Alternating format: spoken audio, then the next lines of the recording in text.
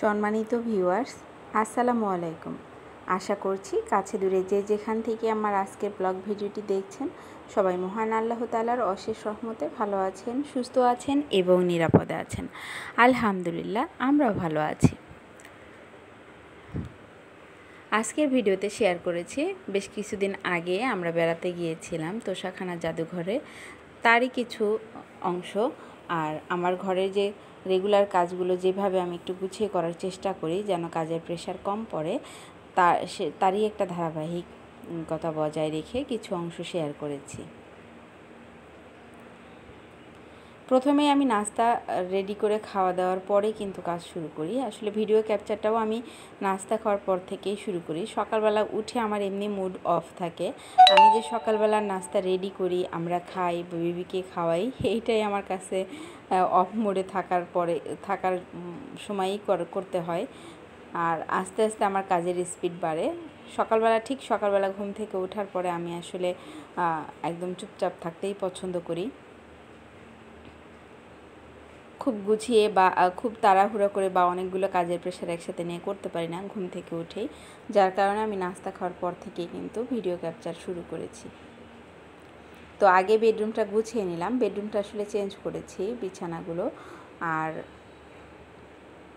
Bedroom change করার পরে অন্যান্য বেডরুমগুলো কিন্তু আর চেঞ্জ করি নাই। ড্রয়িং রুমেও তেমন কিছু চেঞ্জ করি নাই, শুধু ঝেড়ে মুছে গুছিয়ে নিয়েছি এবং পরিষ্কার করে মুছে নিয়েছি।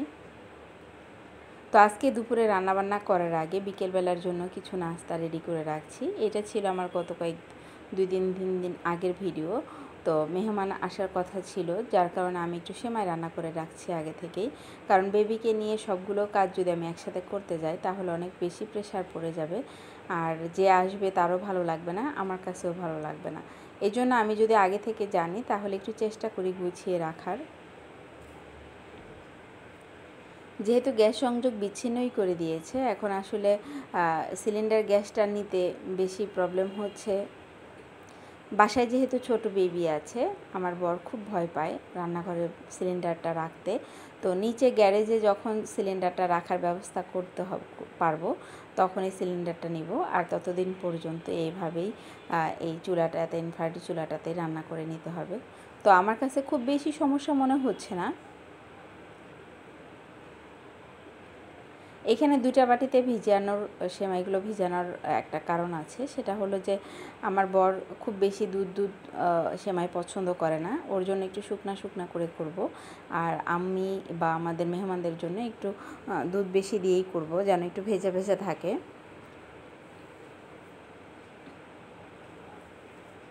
এই জন্য 2 বাটিতে করে নিলাম। তো এখন মনে হচ্ছে যে খুব বেশি পরিমাণে হবে না।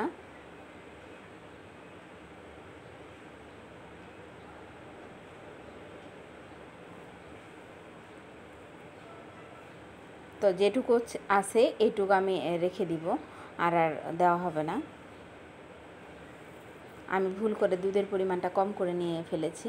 এখানে কিছু কিশমিশ উপর দিয়ে দিলাম। অ্যাকচুয়ালি আমি মিষ্টি সেমাই বা সুজি যাই হোক, এর মধ্যে খুব বেশি গরম মশলা ইউজ করতে পারি না। এটার ফ্লেভার আমার কাছে একদমই ভালো লাগে না। আর অনেকে কিশমিশ বাদামটা দিয়ে দুধটা জাল দেন, আমার কাছে এটা ভালো লাগে না। এটাই হলো আমার সমস্যা। আমি যখনই ভয়েস রেকর্ডটা করতে বসবো তখনই মোবাইলে রিং আসবে, মেসেজ আসবে, কলিং বেল বাজবে। তো যাই হোক, সব কিছু মিলিয়েই কাজ করতে হবে। এখানে আমার সন্ধ্যার পরে কিছু বাজার এনেছিল, শুকনা খাবারের বাজার। তো আমি দেখছিলাম এইগুলো, যে এই অল্প কয়েকটা জিনিস কত দাম। অ্যাকচুয়ালি সব জিনিসেরই এত বেশি দাম বেড়ে গেছে বলার মতো না।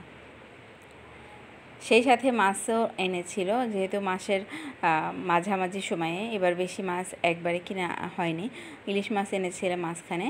তো ছেলেকে তো আর ইলিশ মাছ খাওয়াতে পারি না, ওর জন্য রুই মাছটাই আমরা বেশি প্রেফার করি। আর ছোট মাছ তো এখনও পর্যন্ত দিতে পারি না। ছোট মাছের মধ্যে ট্যাংরা মাছটা দেওয়া হয়। মাছটা কখনো এই কেটে নিয়ে আসে না, কারণ বাজারে মাছ কাটাটা তার পছন্দ হয় না, যার কারণে মাছটা ছুলে এভাবে নিয়ে আসে। আর পরে বাকি পিস করা বা যেইটুকু কাজ বাকি থাকে সেগুলো আমি করে ফেলি। তো তো আমারও খুব বেশি খারাপ লাগে না, মাছ কাটতে কিন্তু আমার বেশ ভালোই লাগে। কিন্তু যখন কাজে বেশি প্রেশার হয়ে যায় তখন আর ভালো লাগে না, মনে হয় কেটে আনলেই ভালো হতো, শুধু ধুয়ে তুলে রাখতাম।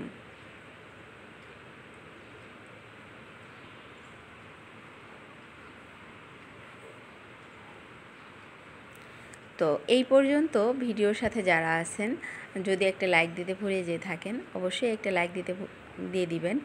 আর আজকেই যদি আমার চ্যানেলে প্রথম হয়ে থাকেন আর আমার ভিডিও যদি ভালো লেগে থাকে, আপনি যদি ব্লগ ভিডিও নিয়মিত দেখতে চান, তাহলে চাইলে আপনি আমার চ্যানেলটিকে সাবস্ক্রাইব করে রাখতে পারেন। আর ইতিমধ্যে যারা কাজটি করে ফেলেছেন, লাইক দিয়েছেন এবং সাবস্ক্রাইব করে ফেলেছেন, তাদেরকে অসংখ্য ধন্যবাদ।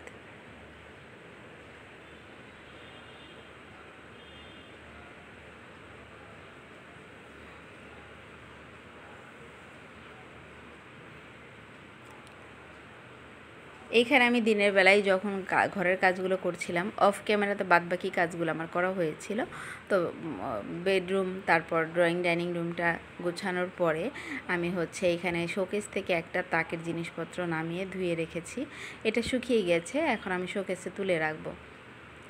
অ্যাকচুয়ালি শোকেসের মধ্যেকার সমস্ত জিনিসপত্র একদিনে বের করে ধুয়ে মোছা তুলে রাখা কিন্তু খুব সম্ভব হয় না, কারণ একে তো কাজের লোড নিতে পারলে ভালো, নেওয়া যায়, কিন্তু এতগুলো জিনিসপত্র সাবধানে শুকাতে দেওয়া বা নাড়াচাড়া করাটার বিষয় আলাদা থাকে। একটু সেফটির জন্য হলেও এক তাক করে যদি ধুয়ে মুছে পরিষ্কার করে রাখা যায় অনেক ভালো হয়।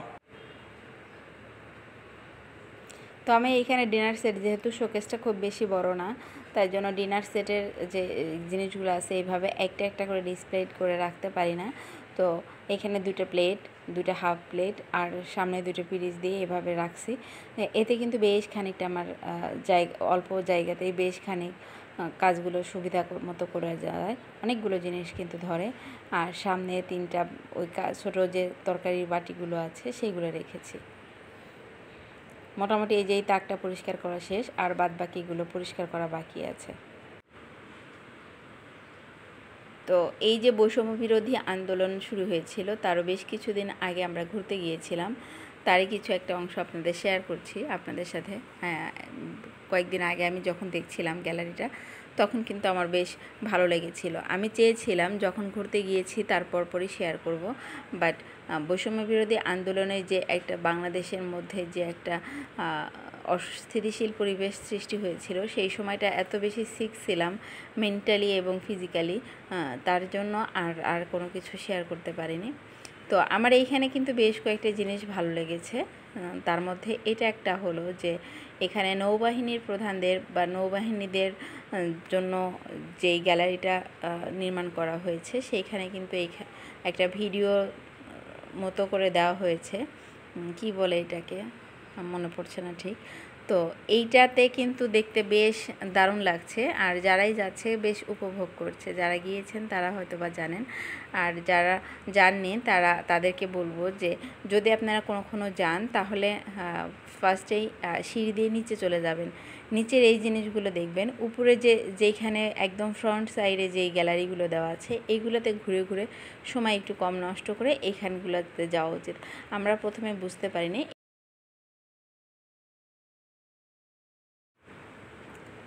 তবে আগে সিঁড়ি দিয়ে নিচে যেয়ে তারপরে আবার সিঁড়ি দিয়ে উপরে যেতে হয়, তাহলে জিনিসগুলো সুন্দরভাবে দেখা যায়। আমরা প্রথমে প্রায় 40-45 মিনিটের মতো এখান দিয়েই সোজা যাওয়ার পরেই যে গ্যালারিগুলো থাকে সেইখান দিয়ে ঘুরে ঘুরে সময় নষ্ট করে ফেলেছি। তো ঢোকার পরে যে গ্যালারিগুলো, সেখানে আসলে বিশেষ কিছু দেখার নেই, কারণ এইখানে শুধু প্রধানমন্ত্রীর ব্যবহৃত কলম, বিভিন্ন অনুষ্ঠানে ব্যবহৃত কলম, সেগুলো একটা মিউজিয়াম করে রাখা হয়েছে। ব্যবহৃত জিনিসপত্রগুলো, আরও বেশ কিছু জিনিস যেগুলো বেশি দেখলে অত বেশি ভালো লাগার মতো না, কিন্তু এই সব জিনিসগুলো দেখলে কিন্তু অনেক বেশি ভালো লাগছিল, বাচ্চারাও বেশ এনজয় করছিল এবং অনেক কিছু দেখারই আছে। শুরুর দিকে আমাদের কাছে মনে হচ্ছিল কেন আসলাম, পরে কিন্তু বেশ ভালো লেগেছে। তোষাখানা জাদুঘর বা সামরিক জাদুঘর, এটা হচ্ছে আমাদের এখান থেকে যাওয়াটা বেশ সুবিধা ছিল। আমরা মিরপুর 11:30 যে পল্লবী যে স্টেশন, মেট্রো রেলের স্টেশন, সেখান থেকে উঠে আমরা বিজয় সরণি নেমেছি। বিজয় সরণি থেকে একটু হেঁটে সামনের দিকে আগালেই কিন্তু এই তোষাখানা জাদুঘরটা। যেতেও বেশ আরাম লেগেছে, আর ওখানে পুরোটাই এসি করা ছিল, এর কারণে খুব বেশি ক্লান্তও লাগে নাই, খারাপও লাগে নাই।